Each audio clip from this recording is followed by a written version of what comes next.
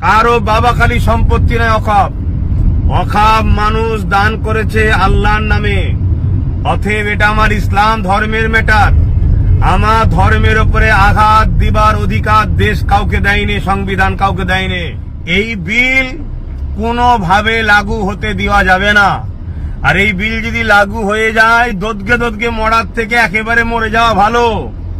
তাই সময় আছে, চলুন। আমি ফার্স্টে আছি, আসুন না দেখি। বড় দুঃখ তো এটাই, যখন তাপ লাগে তখন তো লড়ে বসতে মন যায়। আপনার তো কিছু হয়নি। অনেক গাল দিয়েছেন দাদা হুজুরের আওলাদ নবীর খানদানকে, অনেক গাল দিয়েছেন।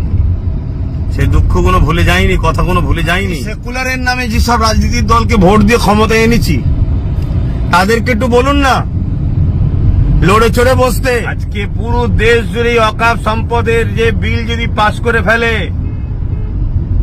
আমার মুসলিম কম আমি বলছি, আমরা দিশেহারা তো এমনি হয়ে আছি, আরো দিশেহারা হয়ে যাব। আসসালামু আলাইকুম ওয়া রাহমাতুল্লাহি ওয়া বারাকাতুহু। দূরে কাছে যে যেখানে আছেন, সকলের উদ্দেশ্যে একটা কথা। দেখুন, অনেকে আমায় ফোন করছে বা আমার পেজের অফিসে জানাচ্ছে যে আজকে পুরো দেশ জুড়ে আমার মহান ভারতবর্ষে এই যে বিজেপি সরকার একটা ওয়াকফ সংশোধনের বিলের নামে 2024, যেটাকে ওয়াকফ সম্পদকে গ্রাস করার বা নিজেদের আয়ত্তে আনার ষড়যন্ত্র যে করছে, সেটাকে নিয়ে আমার বক্তব্য কি, আমার কোন রকম সেরকম বাইট কিছু দেখছেন অনেকে জিজ্ঞেস করছে। দেখুন, দুঃখ লাগে এটাই যে আজ আপনারা ভাবছেন, আমি বিগত 3-4 বছর ধরে বলছি এমন একটা দিন আসছে সবকিছু আমাদের হাত থেকে বেরিয়ে চলে যাবে। আমি তো ওয়াকফ সম্পত্তি নিয়ে কলিকাতা রাজপথ থেকে শুরু করে বাংলার অলিতে গলিতে 3-4 বছর ধরে আন্দোলন করছি যে ওয়াকফ সম্পত্তি এটা মুসলমানদের ব্যক্তিগত সম্পদ, এটা মানুষ দান করে মহান স্রষ্টা রব্বুল আলামিনের নামে। অতএব এটাকে কখনোই কোনো সরকারের হস্তান্তর হতে পারে না।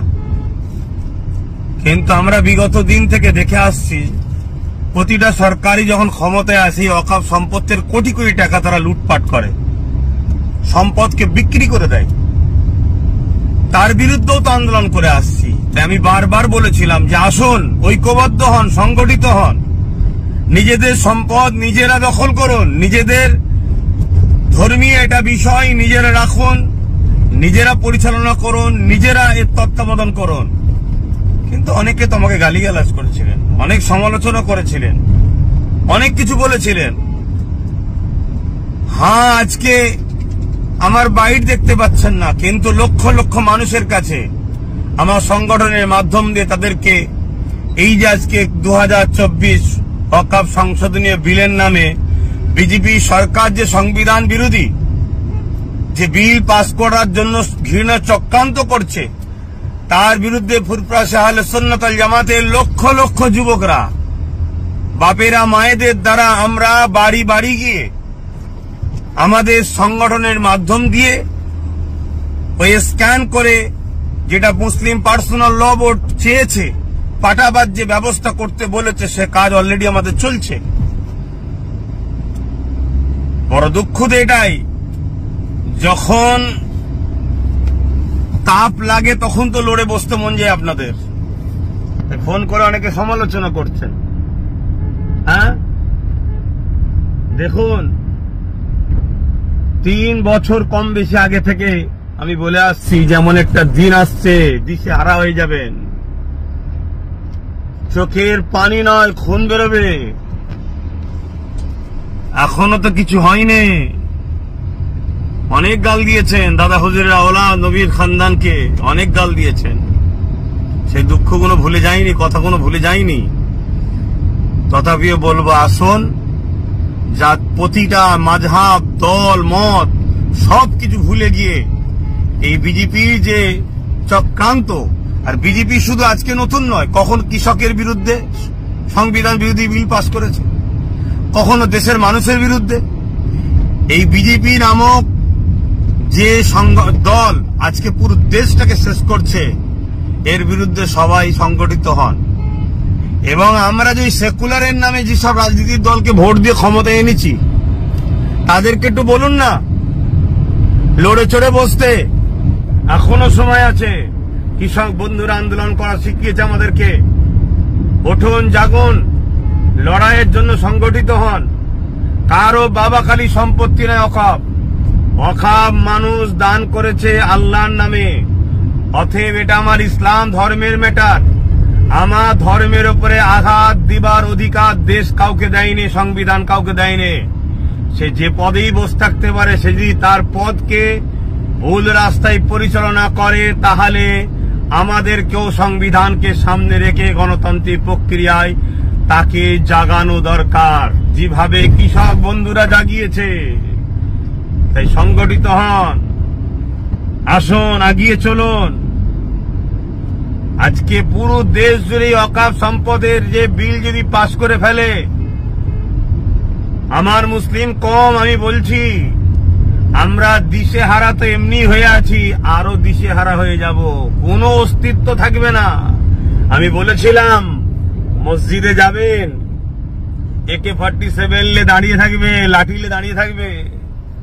সেটা করতে চাইছে মসজিদ কমিটি, মাদ্রাসা কমিটি, বিভিন্ন কমিটিতে, কবরস্থান কমিটি, সব কমিটির মধ্যে সরকার তার আমলাকে নিযুক্ত করবে, সম্পদকে হস্তক্ষেপ করবে, তাদের আইনকে প্রয়োগ করাবে।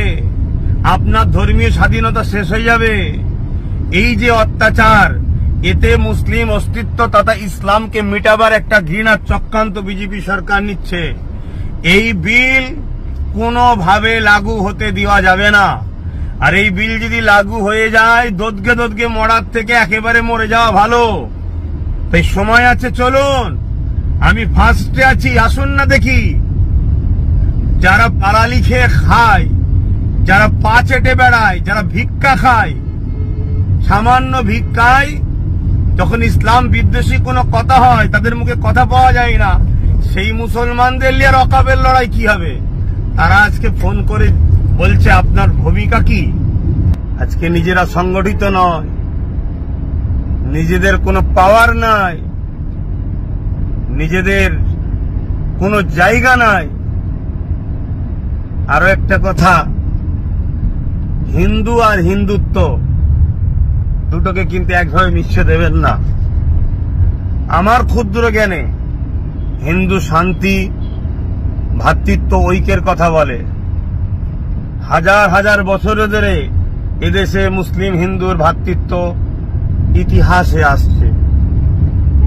কিন্তু আজকে হিন্দুত্ব, হিন্দুর সাইনবোর্ড দিয়ে হিন্দুত্বের যে আজকে ষড়যন্ত্র, দেশকে ধ্বংস করার যে ষড়যন্ত্র, সংবিধানকে মিটিয়ে দিবার যে ষড়যন্ত্র, সেই দিকে দেশকে নিয়ে যাচ্ছে। তাই ইসলামের ঐতিহ্য, 400-500 বছরের ওয়াকাফ স্টেট, ওয়াকাফ সম্পত্তির মসজিদ যা আছে, সেগুলোকে বিরান যদি না করা যায়, তাহলে এটা একটা কিন্তু আপনার আমার জন্য একটা প্রমাণ দিচ্ছে যে এই দেশে হাজার হাজার বছর ধরে আমাদেরও পূর্বপুরুষরা চলে আসছে। তাই এই স্মৃতিগুলোকে মিটাতে হবে। মিটানোর জন্যই আজকে এই ওয়াকাফ সংশোধনী বিলের নামে ওয়াকাফ সম্পদকে হস্তক্ষেপ করার, নিজেদের দখলে নিবার একটা ষড়যন্ত্র বিজেপি গভর্নমেন্ট করতে চাইছে।